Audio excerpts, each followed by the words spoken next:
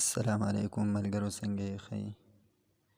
نن زه تاسو ته یو ډیر مجرب عمل درښیم.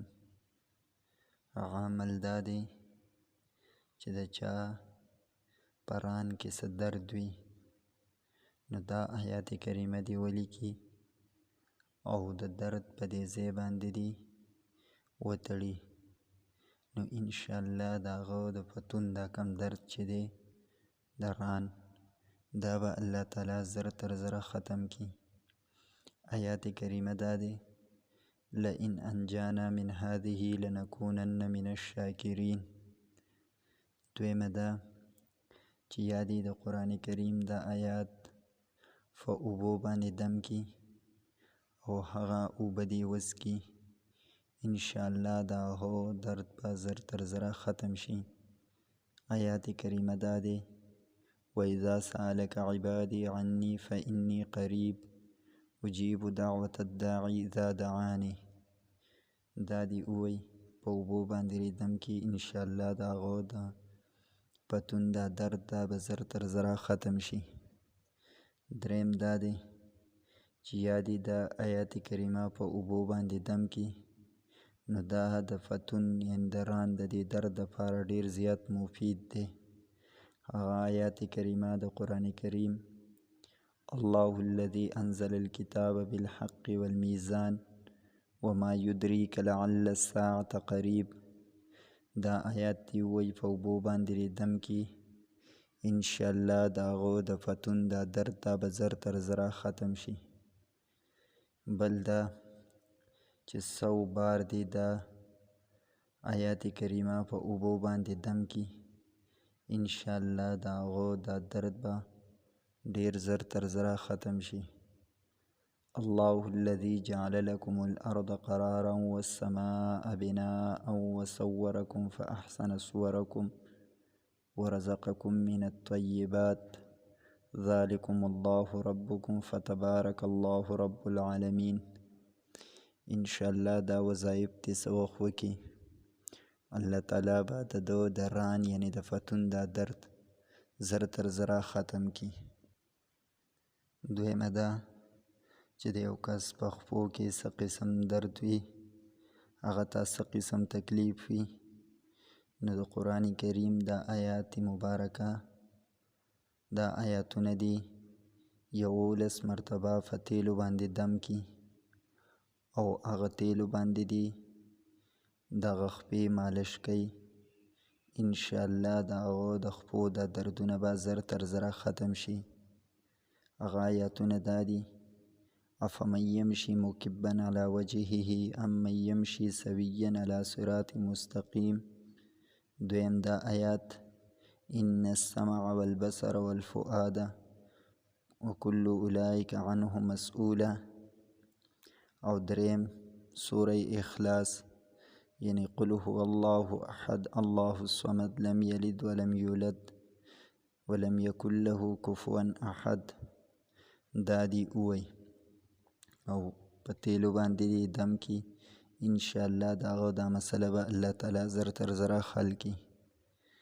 بل دا ده چې روغن زیتون دی راوالی او هغې باندې 3000 فیرې د قرآن کریم دا آیاتونه اوی او هغه تیل دی پې دم کی او په هغه تیلو دی بیا دغه خپه مالش کوي، انشاءالله دا هغه دا دردونه به زر تر زره ختم شي.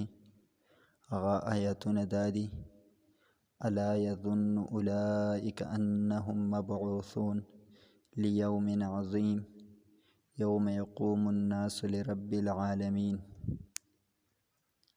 دا عمل دی انشاءالله لږ وخت جاری وساتي، دا هغه د خپو دا کم تکلیف چې دی دا به الله تعالی زر تر زره ختم کی.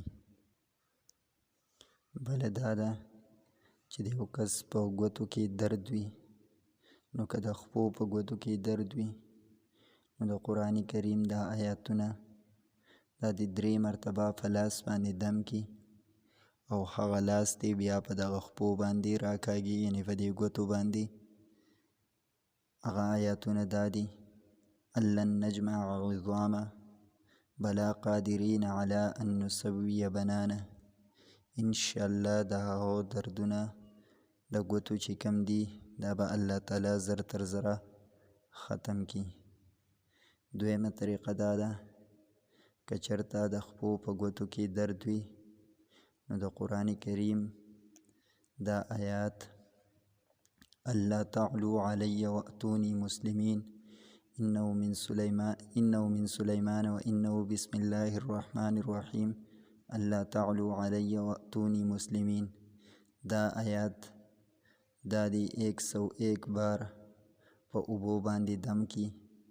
انشاءالله دا هغو دا تکلیفونه دا به زر تر زره ختم شي. یعنی انه من سلیمان د دې نه د شروع کی او الله تعلو علی واتونی مسلمین پورې دی په اوبو باندې دم کی 101 بار. دغه رنګې که د یو کس د خپو د ګوتو څه تکلیف وي نو هغه له پکار دی چې د قرآن کریم دا آیات 300 بار دی دا په تیلو باندې دم کی. لا یصدعون عنها ولا ینزفون دا دی 300 بار په تیلو باندې دم کی او فاغی دی بیا دغه ګوتې مالش کوي. انشاءالله د هغو د ګوتو چې کومه مسلې دی الله تعالی به هغه زر تر زره ختمې کی. دغه رنګې که یو کس داسې وي چې د هغو د خپو په ګوتو کې څه چوټ یا زخم یا درد وي نو هغه دی د قرآن کریم د آیات مبارکه ولیکي او تعویض دی تی جوړ کی. انشاءالله د هغو دا تکلیف به زر تر زره ختم شي. هغه آیات کریمه دا دی لقد جاءکم رسول من انفسکم عزیز علیه ما عنتم حریص علیکم بالمؤمنین رؤوف الرحیم. یعنی د دې نه دی تعویض جوړ کی او په غاړه کې دی واچوي. انشاءالله د هغو دا تکلیف به زر تر زره ختم شي. دغه رنګې که یو کس داسې وي چې د هغو په مټ باندې درد وي نو د هغې دپاره یو ډیر مجرب عمل درښیم. هغه عمل دا دی که چېرته د دې انسان په ښی مټ باندې درد وي نو د قرآن کریم دا آیات واما من اوتی کتابه بیمینه فیقول هاؤم اقرؤوا کتابیه دا دی 3 پیرې ووایي او دغه مټ ټیفې دم کی. انشاءالله د هغه چې د مټ دا کم تکلیف دی الله تعالی به زر تر زره ختم کی. دغه رنګې که یو کس داسې وي چې د هغه په دې ګس لاس باندې یعنی په ګس مټ باندې درد وي نو هغه دی دا آیات کریمه ولیکي او تعویض دی تی جوړ کی او د درد په دې ځای باندې دی وتړي. انشاءالله د هغو دا تکلیف به الله تعالی زر تر زره ختم کی.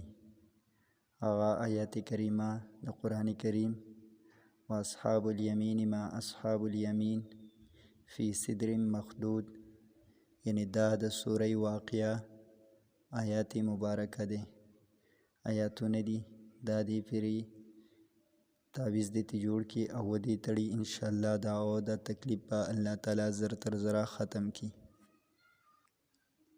یا دی داسې کار وکي چې سوره طارق یعنی والسماء والطارق وما ادراک ما الطارق النجم الثاقب دا صورت دی وی او دا دی په تیلو باندې تیل دی په دې صورت باندې دم کی او په هغه تیلو باندې دی بیا دا روزانه مالش کوي. انشاءالله دا هغو د مټ دا تکلیف به الله تعالی زر تر زره ختم کی. دغه رنګې د دې دپاره یو بله طریقه ده هم ده چې سوره همزه یعنی ویل لکل همزة لمزه الذي جمع مالا وعدده دا صورت دی د بابونی په تیلو باندې دم کی او هغه تیلو باندې دی بیا دا مټ غوړی. انشاءالله دا هغو تکلیف به الله تعالی زر تر زر ختم کړي. ملګرو که زمونږ چینل مو نه سبسکرایب کړی نو زمونږ چینل ورسره سبسکرایب کړئ.